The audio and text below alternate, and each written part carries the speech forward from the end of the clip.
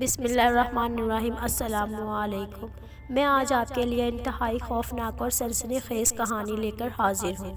ایسے پریشان کن حالات سے الجھتے رہنے والا انسان کسی تفریح میں بھلا کیا حصہ لے سکتا ہے؟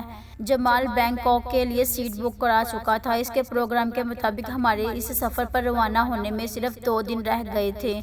ایک دن کوریئر کے ذریعے مجھے ایک خط موصول ہوا۔ میں نے تجسس سے خط کھولا اور پڑھنے لگا۔ بیٹے، خدا تمہاری عمر دراز کرے۔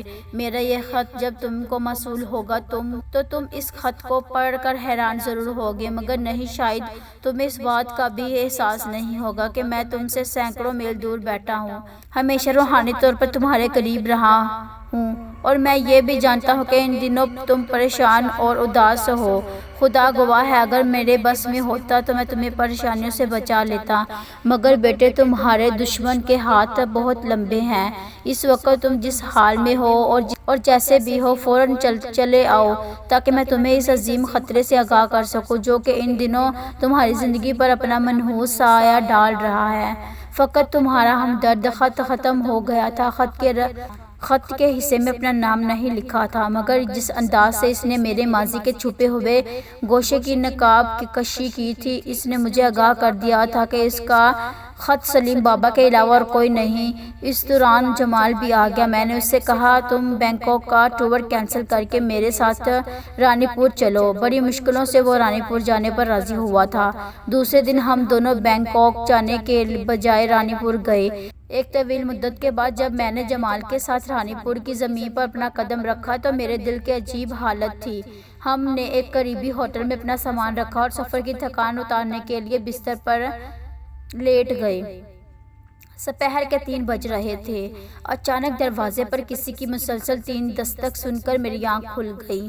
جمال بدستور گہری نیند سو رہا تھا۔ میں نے الجھن میں پڑ گیا، یہ دستک دینے والا کون ہو سکتا ہے؟ چند لمحوں بعد جب میں نے دروازہ کھولا تو حیرت اور مسرت سے میرا منہ کھلا کا کھلا رہ گیا۔ سلیم بابا میری آنکھوں کے سامنے کھڑے اور مسکرا رہے تھے۔ سلیم بابا، میں نے حیرت سے چیختے ہوئے کہا اور لپک کر ان کے گلے لگ گیا۔ آپ کو کیسے پتہ چلا کہ میں یہاں رانی پور میں پہنچ گیا ہوں؟ جواباً سلیم بابا کے چہرے پر ایک پراسرار مسکراہٹ پھیل گئی اور وہ کہنے لگے، بیٹا، شاید تو مجھے تمہارے خون کی خوشبو یہاں تک کھینچ لائی ہے۔ میرا جسم بوڑھا ہو گیا ہے، مگر ابھی بھی اتنی طاقت ضرور رکھتا ہوں کہ اپنے مالک کا استقبال کر سکوں۔ مگر یہ بتاؤ، اتنے عرصے تم کیسے رہے؟ بہت نڈھال نظر آ رہے ہو، کیا بیمار تھے؟ یہ ساری گفتگو دروازے میں کھڑے جاری تھی کہ میرے عقب میں جمال نے اپنی موجودگی سے آگاہ کرتے ہوئے کہا، تم ان بزرگ کو اندر آنے کو نہیں کہو گے؟ او، میں یکدم چونکا۔ معاف کرنا بابا، اتنے عرصے کے بعد آپ کو سامنے پا کر میں اپنے آپ پر قابو نہیں پا سکا اور اندر آنے کے لیے راستہ چھوڑ دیا۔ چند لمحے بعد جب ہم چائے پی رہے تھے اور سلیم بابا کہہ رہے تھے، مجھے اس بات کا ہمیشہ افسوس رہے گا کہ میں نے آپ کو اپنے سے جدا کر کے زیادتی کی ہے، مگر میرے بچے، تم نہیں جانتے تمہارا ماموں شیطان کا پیروکار ہے۔ اگر تم یہاں اس کی آنکھوں کے سامنے رہتے تو شاید وہ تمہیں اب تک موت کے گھاٹ اتار چکا ہوتا۔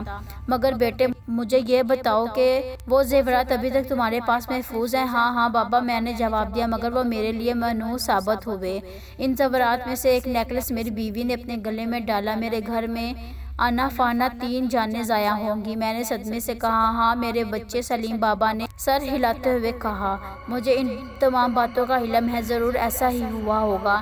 تو کیا آپ ان تمام واقعات کا علم پہلے سے ہی تھا جن کی وجہ سے میری بچی، بیوی اور ملازمہ کی جانیں ضائع ہو گئیں؟ میں نے صدمے سے کہا، بدقسمتی سے مجھے اس کا علم تھا، مگر میں اس وقت کو نہیں ٹال سکتا تھا۔ اب اس کو صرف ایک ہی ہستی ختم کر سکتی ہے، وہ ہے نواب زادی شمع۔ سلیم بابا نے انکشاف کیا، مگر یہ شمع کون ہے اور یہ کیا سلسلہ ہے؟ آپ کھل کر سب کچھ ایک ہی مرتبہ کیوں نہیں بتا دیتے؟ میں نے ناراضگی سے کہا، ابھی نہیں میرے بچے، ابھی نہیں، مگر وہ وقت اب بہت جلد آ رہا ہے جب تم پر کچھ انکشافات ہوں گے کہ تمہاری خاندانی اموات کا کیا سبب ہے، ایسا کیوں ہوا، وہ پس پردہ شیطانی قوت کون سی ہے جو تمہارے خلاف سازشوں میں مصروف ہے؟ سلیم بابا کی باتیں سن کر میرے سینے میں انتقام کی آگ بھڑک اٹھی۔ سلیم بابا جا چکے تھے، مگر میں سوچوں کے بھنور میں ڈوبا ہوا ماضی کی یادوں کو کڑید رہا تھا۔ شام کو میں اور جمال شہر کی طرف نکلے، رستے میں جمال کہنے لگا، کیا تم اپنی حویلی کی جانب نہیں جاؤ گے؟ دل تو بہت چاہتا ہے کہ پہلے حویلی جاؤں۔ سلیم بابا کے مطابق حالات بہت سنگین ہیں، وہاں قدم قدم پر احتیاط کی ضروریات ہے۔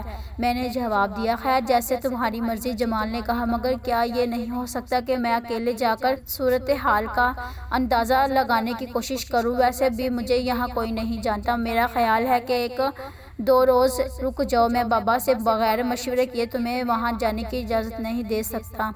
میں نے اسے نرمی سے سمجھایا۔ تقریباً 2 گھنٹے تک ہم پیدل رانی پور کی گلیوں کوچوں میں گھومتے رہے۔ بچپن کی یادیں دل میں بے بسی کی زخموں کو گہرا کرتی رہیں۔ واپسی میں اپنے وجود کو بہت تھکا ہوا محسوس کرنے لگا۔ چلتے چلتے ایک جگہ مجھے یوں محسوس ہوا جیسے اب مجھ سے چند قدم بھی نہیں چلا جائے گا۔ ہم لوگ بمشکل اپنے کمرے تک پہنچے۔ وہاں پہنچتے ہی میری طبیعت مزید خراب ہو گئی۔ مجھے اپنے ہاتھ پاؤں حرکت سے محسوس ہوتے ہوئے دکھائی دیے۔ جمال اچانک میری طبیعت خراب دیکھ کر گھبرا گیا اور پوچھنے لگا، یہ تمہیں کیا ہوتا جا رہا ہے جمال؟ میں نے بمشکل اپنے حواس برقرار رکھتے ہوئے کہا، پتہ نہیں کیوں میری طبیعت خراب ہوتی جا رہی ہے۔ مجھے آرام سے بستر پر لٹا دو اور کسی ڈاکٹر کو بلاؤ۔ جمال نے خاموشی سے مجھے بستر پر لٹایا اور کاؤنٹر کلرک کی طرف بھاگا تاکہ فون کر کے کسی ڈاکٹر کو بلا سکے، مگر ڈاکٹر کے آنے کا کوئی امکان نظر نہیں آیا۔ لیکن مجھ پر بے ہوشی طاری ہو گئی۔ جب میرا شعور بیدار ہوا تو میں خود کو بے حد کمزور پا رہا تھا۔ چند لمحے پہلے آنکھیں کھول کر حیران پریشان نظروں سے کمرے کے در و دیوار کو تکتا رہا، پھر اچانک ادویات کی مانوس خوشبو نے مجھے چونکا دیا اور مجھے یاد آیا، یہ وہ کمرہ نہیں ہے جس میں بے ہوش ہونے سے پہلے میں بستر پر لیٹا تھا۔ زیرو پاور کے بلب کی ہلکی روشنی میں دیواروں پر خوفناک سائے رقص کرتے ہوئے دکھائی دے رہے تھے اور مجھے محسوس ہوا جیسے یہ سایہ مجھے اپنی گرفت میں لے رہا ہے۔ میں نے گھبرا کر دوبارہ آنکھیں بند کر لیں۔ پھر جب میری آنکھ کھلی تو مجھے اپنا وجود پہلے سے زیادہ کمزور محسوس ہوا۔ میرا جسم کسی نامعلوم بیماری کی وجہ سے گھلتا جا رہا تھا اور دن کا اکثر وقت نکاہت آمیز بے ہوشی میں گزرا جاتا۔ ایک طویل وقفے کے بعد ہوش آیا تو میری دھندلائی ہوئی نظروں نے جمال کو اپنے بیڈ کے قریب پایا۔ اس نے پرخلوص نظروں سے دیکھتے ہوئے ایک ہاتھ میرے شانے پر رکھ دیا۔ میں کچھ کہنا چاہا مگر یوں لگا جیسے قوت گوئی سلب ہو کر رہ گئی ہو۔ بمشکل اتنا ہی کہہ سکا، جمال تمہیں میری وجہ سے بہت پریشان ہونا پڑا ہے۔ میں شاید اپنی لڑکھڑاتی ہوئی آواز میں اسے کچھ اور بھی کہتا، مگر اس نے مجھے ٹوکتے ہوئے کہا، ڈاکٹر نے تمہیں زیادہ بولنے سے منع کیا ہے۔ تم اس وقت میرا دل بھر کر شکریہ ادا کر دینا جب تم مکمل طور پر صحت مند ہو جاؤ۔ اور ہاں، تمہارے لیے ایک گڈ نیوز ہے۔ وہ کیا؟ میں نے کمزور آواز میں پوچھا۔ پچھلے ہفتے تمہارے ماموں کا انتقال ہو گیا ہے اور اس قانون کی روح سے تم اس جائیداد کے تنہا مالک ہو۔ اچھا، کیا واقعی؟ اور وہ سلیم بابا کہاں ہے؟ میرے اس سوال کو سن کر جمال خاموشی سے کچھ دیر سوچتا رہا اور پھر کہنے لگا، اب تم سے اصل بات چھپانا مشکل ہے۔ تمہارے ماموں کو سلیم بابا ختم کرنے میں کامیاب ہو گئے، مگر وہ خود بھی اتنا زخمی ہو گئے کہ زخمیوں سے زیادہ خون بہہ جانے کی وجہ سے موت کا شکار ہو گئے۔ سلیم بابا کی موت کا سن کر مجھے گہرا صدمہ ہوا۔ وہ خوشگوار احساس جو ایک لمحے پہلے میری روح میں بیدار ہوا تھا، پھر مجھے مایوسی کے گہرے سمندر میں غرق کر گیا۔ چند روز بعد میں مکمل طور پر صحت مند ہو کر ایک طویل عرصے بعد جمال کو اپنے ساتھ لے کر اپنی خاندانی حویلی جا پہنچا۔ تقریباً 15 دن تک میں اپنے مزاج کے مطابق حویلی میں مختلف تبدیلیاں کرتا رہا۔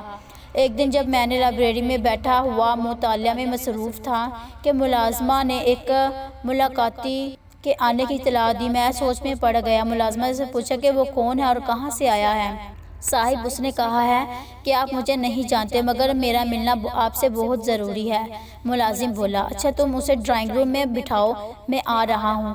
چند لمحوں بعد میں جب ڈرائنگ روم میں داخل ہوا تو ادھیڑ عمر کا شریف سادہ سا آدمی میرا منتظر تھا۔ مجھے ڈرائنگ روم میں داخل ہوتے دیکھ کر وہ مصافحے کے لیے ہاتھ بڑھاتے ہوئے اٹھا۔ میں نے اسے بیٹھنے کا اشارہ کیا اور رسمی سلیقے کے بعد پوچھا، فرمائیے میرے لائق کیا خدمت ہے؟ میں نے بغور اس کا جائزہ لیا۔ ادھیڑ عمر اجنبی چند لمحے میری طرف خاموشی سے دیکھتا رہا، پھر میری آنکھوں میں جھکتے ہوئے بولا، اس نا چیز کو انور کہتے ہیں، میں آپ سے ملنے کا شائق تھا۔